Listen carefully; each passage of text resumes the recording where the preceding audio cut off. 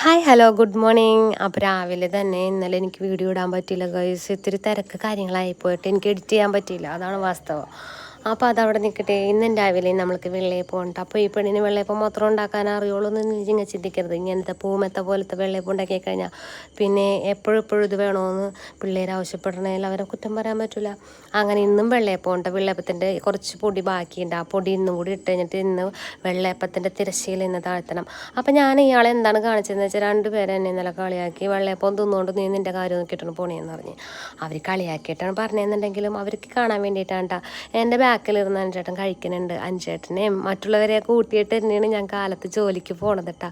നിങ്ങൾ എന്നെ ക്യാമറയുടെ മുമ്പിൽ നിന്ന് കാണുമ്പോൾ നിങ്ങൾ എന്നെ മാത്രമേ കാണുള്ളൂ, പക്ഷേ ബാക്കിലിരുന്ന് കഴിക്കണവരെയൊക്കെ നിങ്ങൾ കാണുന്നില്ല. അപ്പം ഞാൻ കാണിച്ചു തന്നതാണ്. പുള്ളിക്കാരൻ ഇരുന്ന് കഴിക്കുന്നുണ്ട് എൻ്റെ ബാക്കിലിരുന്നിട്ടാ. എന്നിട്ടാണ് എൻ്റെ അഭ്യാസ പ്രകടനങ്ങൾ ഇവിടെ ഞാൻ നടത്തിക്കൊണ്ടിരിക്കുന്നത്.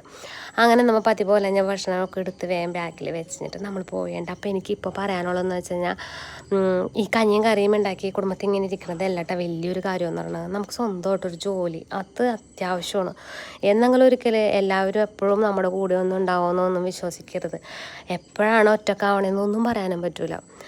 അപ്പോൾ ഒറ്റക്കായി കഴിഞ്ഞാൽ നമുക്ക് എവിടെയെങ്കിലും പോയി നിൽക്കണമെന്നുണ്ടെങ്കിൽ ഫസ്റ്റ് എന്ത് വേണം? ഒരു ജോലി വേണം. അപ്പോൾ എപ്പോഴും ഒരു ജോലിക്ക് വേണം കേട്ടോ എപ്പോഴും പ്രാധാന്യം നമ്മുടെ ജീവിതത്തിൽ കൊടുക്കാനായിട്ട്.